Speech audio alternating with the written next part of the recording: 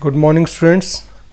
हमने नेटवर्किंग के अंदर स्विचिंग क्या है, उसकी क्या इम्पोर्टेंस है, उसकी बात की थी लास्ट लेक्चर में, और आज हम उससे आगे बढ़ेंगे। हमने सर्किट स्विचिंग किया था। तो पैकेट स्विचिंग पर जाने से पहले मैं आपको सर्किट स्विचिंग के क्या लिमिटेशंस हैं वो बताऊंगा। सबसे पहली लिमिटेशन इसकी ये है कि जो सर्किट स्विचिंग है वो डाटा के लिए सूटेबल नहीं है, बहुत ज़्यादा सूटेबल नहीं है, या आप ये कह सकते हैं नॉन वॉइस ट्रांसमिशन के लिए सूटेबल नहीं है। ठीक है, क्योंकि जो नॉन वॉइस ट्रांसमिशन होता है वो ब्रस्टी होता है, उसके अंदर बहुत ज़्यादा डाटा एक साथ आता है, और उसके अंदर क्या होगा कि एक ब्रस्ट आएगा, फिर कुछ आइडल गैप्स आएंगे, फिर ब्रस्ट आएगा, फिर आइडल गैप्स आएंगे, इस तरीके से होता है। यदि मैं सर्किट स्विचिंग पे जाऊंगा तो वहाँ क्या होगा, बहुत सारा टाइम ऐसा होगा जब वो लाइन आइडल रहेगी, खाली रहेगी। ठीक है, तो उससे क्या होगा कि जो आपकी लाइंस हैं उनका टाइम वेस्ट जाएगा, उस टाइम वेस्ट होगा, आप ये कह सकते हैं फैसिलिटी वेस्ट होंगी उससे।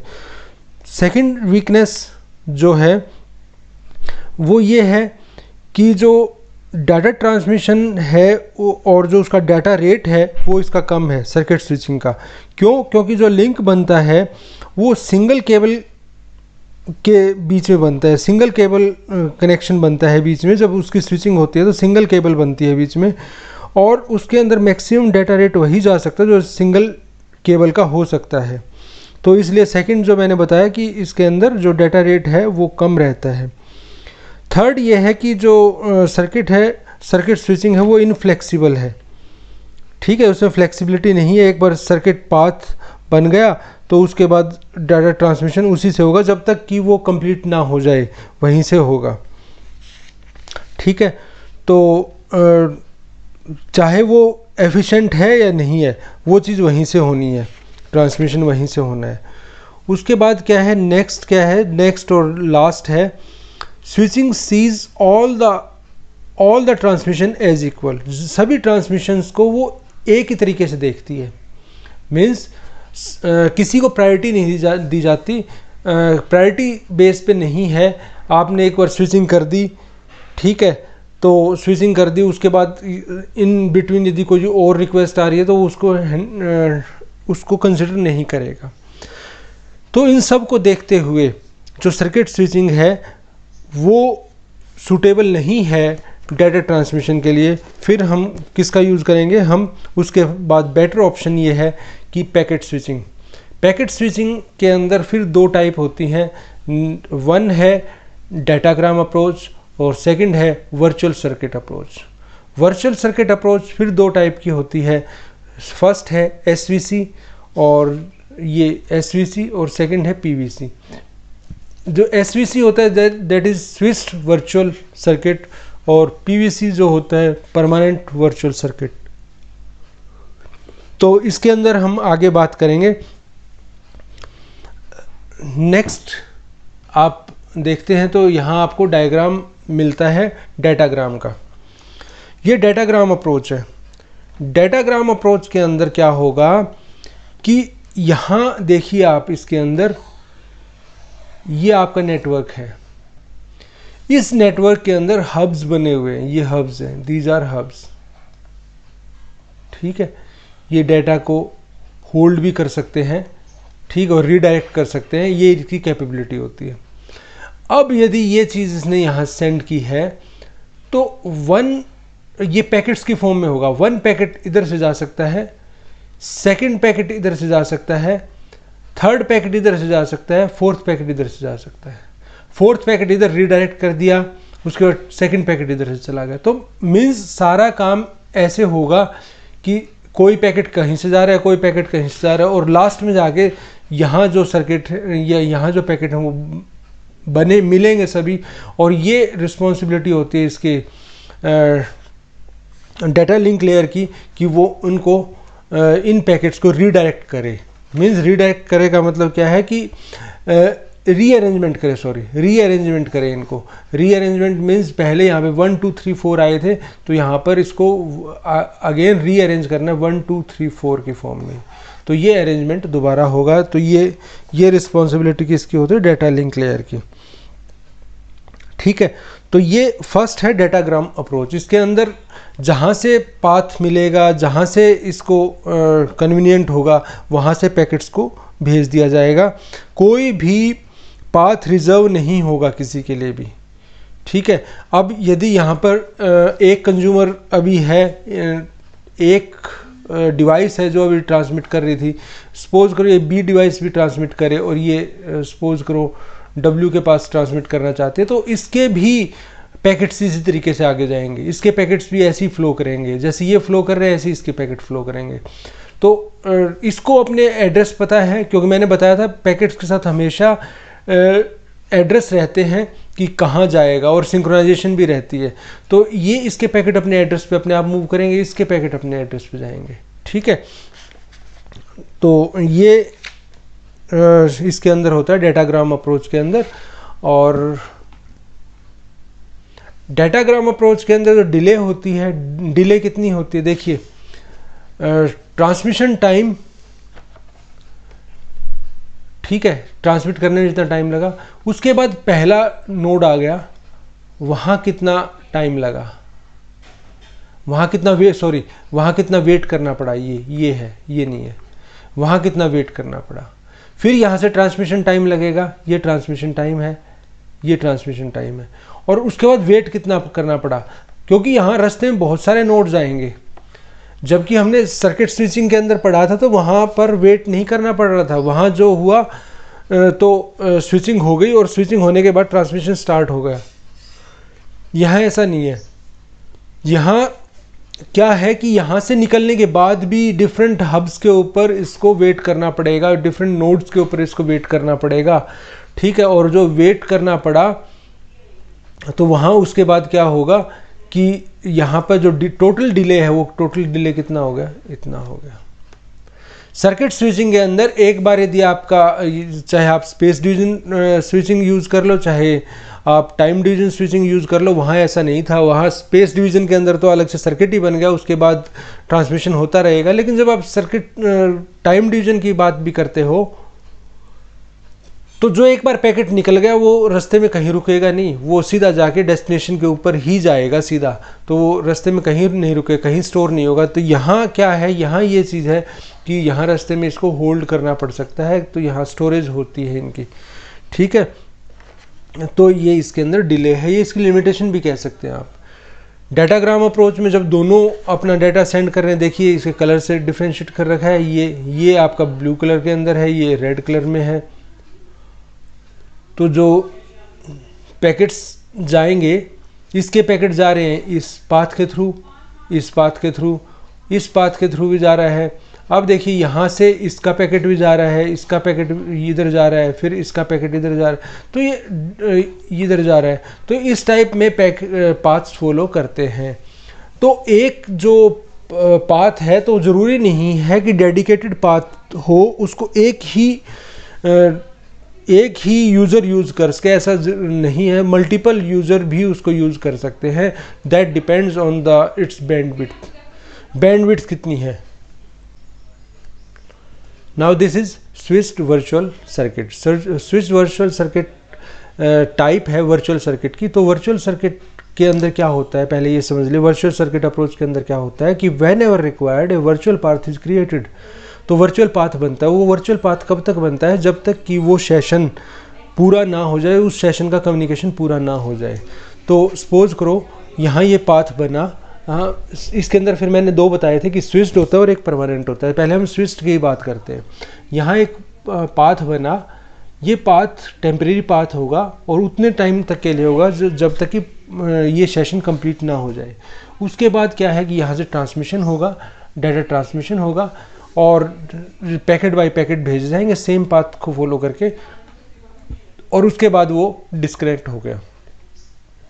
तो इसके अंदर यहाँ ये बात ध्यान रखने वाली है कि डाटाग्राम अप्रोच और वर्चुअल सर्किट अप्रोच के अंदर ये डिफरेंस है।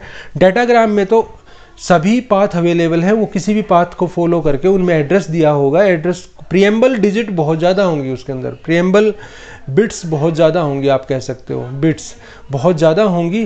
किसमें, डाटाग्राम अप्रोच में, उसमें पूरा एड्रेस लिए हुए जाएगा, क्योंकि उसके अंदर डिफरेंट यूजर्स के कनेक्शन में है वो, और तो उसको प्रॉपर एड्रेस पता होना चाहिए कहाँ जाना है। ये उसकी लिमिटेशन है डाटाग्राम अप्रोच की। उसके अंदर जो रिडंडेंट बिट्स हैं आप ये कह सकते हो, या जो डाटा के अलावा जो बिट्स हैं वो बहुत ज़्यादा, वो लोड बहुत ज़्यादा होगा। लेकिन यहाँ ऐसा नहीं है। यहाँ आपका एक बार पाथ बन गया तो आपका पाथ वो टेम्परेली उस कम्युनिकेशन के लिए वो पाथ बना हुआ है, तो आपको बहुत ज़्यादा एड्रेस वगैरह देने की ज़रूरत नहीं है। वो आपके जो पैकेट्स होंगे वो इधर ट्रांसमिट होते रहेंगे, ठीक है। तो वर्चुअल सर्किट और डाटाग्राम अप्रोच में ये डिफरेंस है। वर्चुअल के अंदर हमने स्विच पढ़ा, अब उसके बाद है permanent virtual circuit. Permanent virtual circuit जो है होता है वो हम जनरली यूज़ करते हैं लीज लाइन की फॉर्म में, आप कह सकते हो। तो मैंने बताया था कि जो स्विच्ड वर्चुअल सर्किट है वो उस सेशन के लिए काम करेगा जो सेशन वो है। यहाँ ये मान सकते हो वो सेशन कुछ लंबा होता है, आप ये कह सकते हो वो लीज लाइन की फॉर्म में होता है। सपोज करो हमने 1 ईयर की लीज के लिए लीज लाइन ली, तो 1 ईयर के लिए जो लीज लाइन ली तो वो लीज लाइन तब तक काम करेगी जब तक कि वो लीज कंप्लीट नहीं हो जाए, तब तक वो हमारे लिए काम करेगा, ठीक है। तो ये है लीज की जब तक ड्यूरेशन कंप्लीट ना हो जाए तब तक वो आपका परमानेंट कनेक्शन काम करेगा, आपके लिए परमानेंट कनेक्शन बना रहेगा। तो यहाँ ये है permanent connection for the duration of the lease, जब तक लीज रहेगी तब तक वो आपके लिए है, ठीक है। तो ये डिफरेंस है इन दोनों के अंदर। यहाँ ड्यूरेशन कितनी है वर्चुअल सर्किट के अंदर, ड्यूरेशन क्या है इसके अंदर देखिए, जैसा कि मैं पहले ही बता चुका कि डाटाग्राम अप्रोच के अंदर वहाँ उसको वेट ज़्यादा करना पड़ रहा था, यहाँ ऐसा नहीं है। यहाँ देखिए, यहाँ ट्रांसमिशन हुआ इसके थ्रू और ये यहाँ से सेटअप हो गया, सेटअप हुआ और इसको बता दिया कि सेटअप हो गया। ये इतना टाइम तो सेटअप होने में लगता है। उसके बाद यहाँ ट्रांसमिशन टाइम, यहाँ से यहाँ ट्रांसमिशन टाइम और यहाँ से यहाँ ट्रांसमिशन टाइम। उसके बाद ये टर्न डाउन की रिक्वेस्ट भेजी और टर्न डाउन होने का टाइम। तो टोटल टाइम डिले क्या है, टाइम डिले इतना है, कनेक्शन बनने में जो टाइम लगेगा और उसके बाद ट्रांसमिशन का जो डिले होगा, और उसके बाद नेक्स्ट क्या है कि जो टर्न डाउन का जो टाइम है, वो सब मिला के जो आपका डिले बनेगा इसका, वो सारा टोटल कैलकुलेट होके होगा। इसके अंदर आपको नोड्स के ऊपर वेट करने की ज़रूरत नहीं है, नोड्स के ऊपर आपके डाटा को वेट नहीं करना पड़ेगा। अब दो टर्म आती है यहाँ पे, path versus root.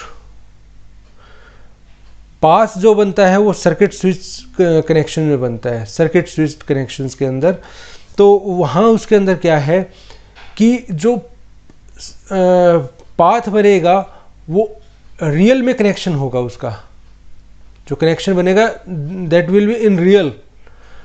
All switches are closed in such a way to create a path between A and B. A और बी को आपस में कनेक्ट कर देंगे, फिजिकली कनेक्ट कर देंगे, आप ये कह सकते हो। ये फिजिकली कनेक्ट होगा सारा, ये इस तरीके से काम करता है।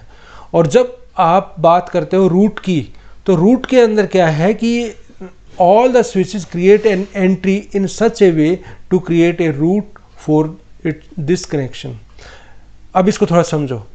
इसके अंदर क्या है कि यहाँ पर ये इसको फॉलो करेगा, लेकिन साथ में इनके एड्रेस लिए हुए होंगे, या आप ये कह सकते हो इनडायरेक्टली आप ये कह सकते हो कि यहाँ रूट बनने का मतलब ये है, यहाँ रूट बनने का मीनिंग ये है कि हर एक के ऊपर आपने उसका एड्रेस भेज दिया, डेस्टिनेशन एड्रेस भेज दिया हर एक के ऊपर, समझ गए।